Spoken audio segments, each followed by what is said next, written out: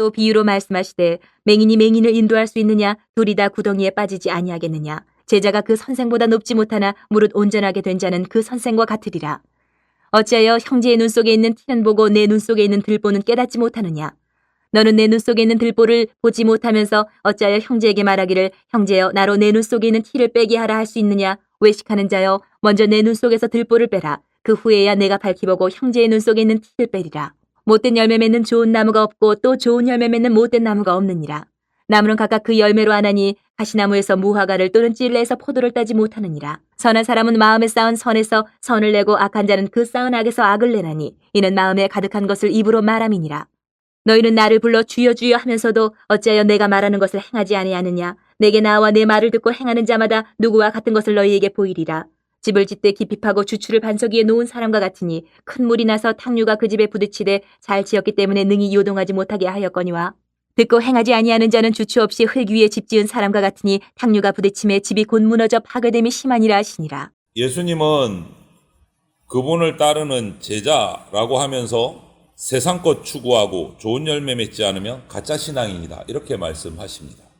오늘 우리가 나눠 읽은 이 본문에서 그렇다면 진짜 예수님의 제자는 어떤 삶을 살아갈까? 그것을 우리가 한번 살펴보기를 원합니다. 먼저 39절부터 42절에서 찾아볼 수 있는 진짜 예수님의 제자의 첫 번째 모습은 말씀을 믿고 따른다라는 거예요. 말씀을 믿고 따른다. 여러분 어떻습니까? 여러분이 따르는 가르침은 예수님의 가르침입니까? 아니면 세상의 교훈입니까? 혹시 앞을 보지 못하는 맹인 선생님을 따르고 있지는 않습니까? 오늘날 교회 안에 가짜 복음이 참 많은 것 같아요. 안타깝게도 가짜 복음이. 그런데 이것을 맹신하면서 따라가는 사람들이 많아요. 결국 이들은 모두 같이 망할 겁니다. 우리는 어떤 가르침을 따르고 있을까? 내가 죄인인 거 부정하고 대충 가리고 나 잘하는 거 자랑하면서 세상에서 번영하기를 추구하면서 그런 거짓 가르침을 따르고 있지는 않은가? 우리는 점검해 봐야 됩니다. 세상에 잘 살고 복 받는 게 예수님 잘 믿는 거지 이렇게 단순하게 속아서 살아가지는 않는가? 우리는요 참된 선생님이신 예수 그리스도만을 따라야 합니다. 예수 그리스도와 그분의 십자가 사건을 제대로 알아야 돼요. 고린도전서 2장 말씀처럼 우리가 바로 알아야 될 것이 그거예요. 예수님과 예수님의 십자가. 그래야 오늘 본문처럼 내 눈 속에 있는 들보를 찾아낼 수 있어요.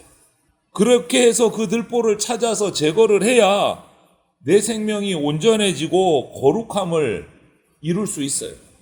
예수님을 믿음으로써 그분과 하나 되어서 살아갈 때 온전해질 수 있다라는 말이에요.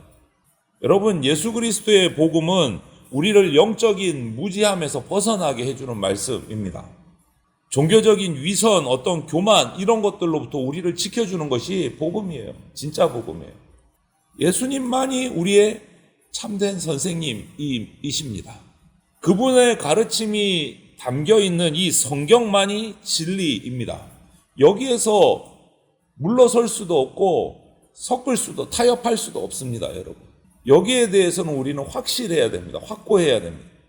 따라서 이 진리의 성경 말씀을 우리가 믿고 따를 때 우리는 영적으로 성장하게 되고 거짓 복음에 미혹되지 않을 수 있는 거예요.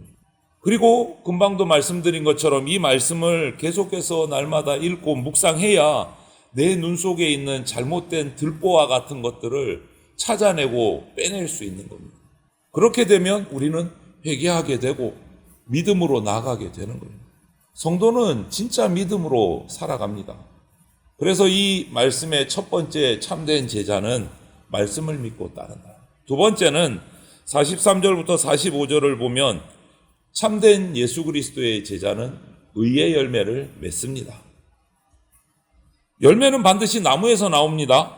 좋은 나무는 좋은 열매를 맺습니다. 이건 너무나 당연한 거죠. 하나님이 세우신 자연의 법칙이고 이것은 진리예요.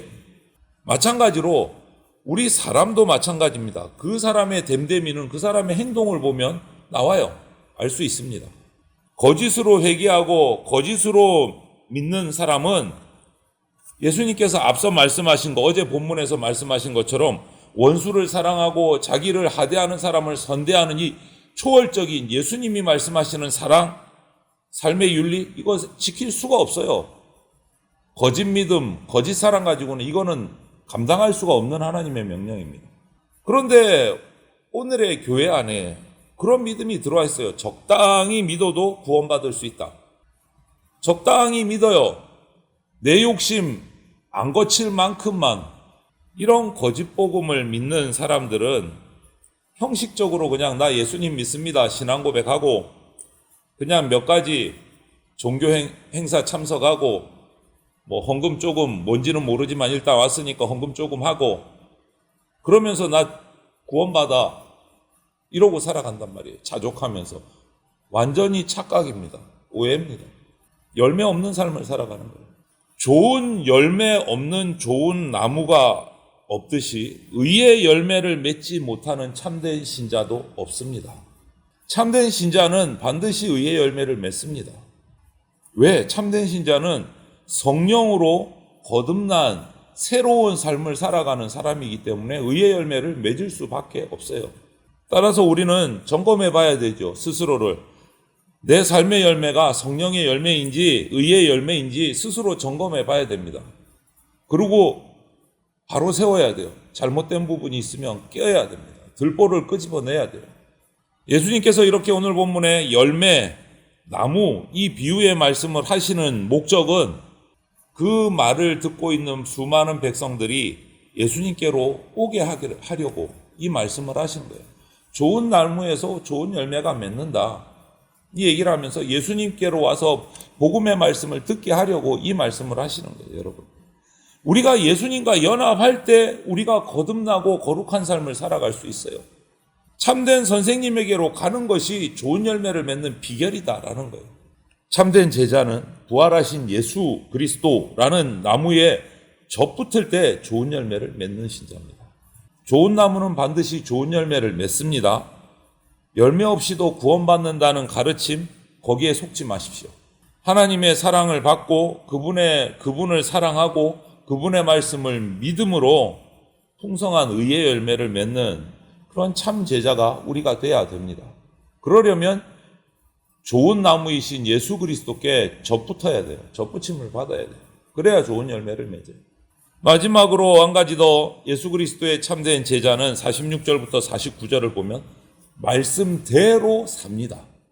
예수님을 주님이라고 하면서 그분의 말씀대로 듣기는 듣는데 행하지 않는다면 참된 제자가 아니죠. 참 제자는 말씀을 듣는 것으로 그치지 않습니다. 반드시 그 들은 말씀을 삶에서 행합니다. 그 말씀을 순종합니다. 그것이 참된 제자의 마지막 조건이에요. 말씀대로 순종하는 것. 좋은 나무인 예수 그리스도에게 젖붙임 받아서 좋은 열매를 맺어야 되는 거예요. 그래서 요한복음에 보면 15장 7절에 그리스도 안에 있는 사람을 어떻게 표현하냐면 그리스도인을 주의 말씀이 그 안에 거하는 자 이렇게 표현을 해요. 요한복음 15장에 보면 주의 말씀이 그 안에 거하는 자 이게 그리스도인이라고 표현을 해요.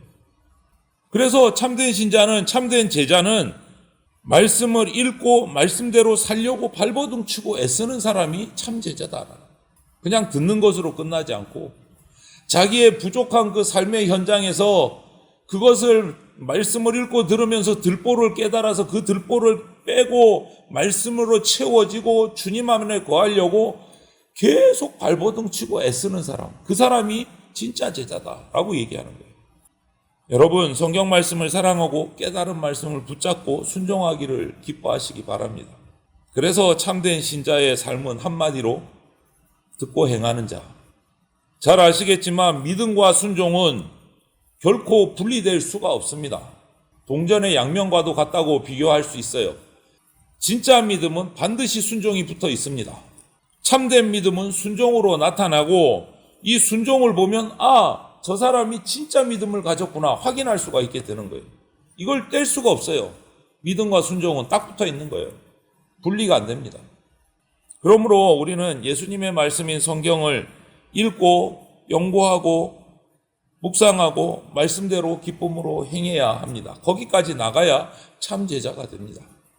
이런 믿음을 우리가 가지게 되면 이 세상에서 살아가는데 어려움, 고난, 핍박, 유혹 이길 수 있는 힘이 생기는 거예요.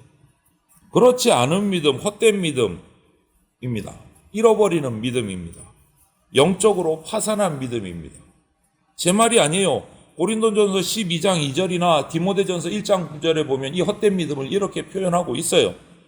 잃어버리는 믿음, 영적으로 파산한 믿음이다. 참된 제자는 어떤 시련, 어떤 유혹이 와도 믿음이 요동하지 않는 제자입니다. 마지막 때 이런 참된 제자는 심판을 받는 게 아니고 구원을 받습니다. 오늘 묵상하시기 바랍니다. 저와 여러분이 오늘 말씀을 따라 순종해야 될 게 무엇이 있을까? 날마다 말씀을 읽고 묵상하면서 그 말씀을 읽고 묵상하는 것으로 끝내지 말고 내 삶 속에서 풀어내야 합니다. 말씀을 삶의 나침판, 삶의 기준으로 우리가 삼을 때 예수 그리스도의 진짜 제자로 살아가는 내 모습을 발견하게 되는 겁니다. 그렇게 살아갈 때 세상에서 가난해지고 핍박받고 배고파져도 그것이 복이다라고 예수님 말씀하셨어요. 왜? 그런 사람, 예수님으로 인자로 말미암아 핍박받고 줄이고 가난해지는 사람에게 하나님께서 복을 주시겠다고 약속을 하셨습니다. 그것이 참된 제자라면 우리는 그렇게 살아갈 각오도 해야 됩니다. 그것이 하늘의 복을 받는 비결이기 때문에 그렇습니다.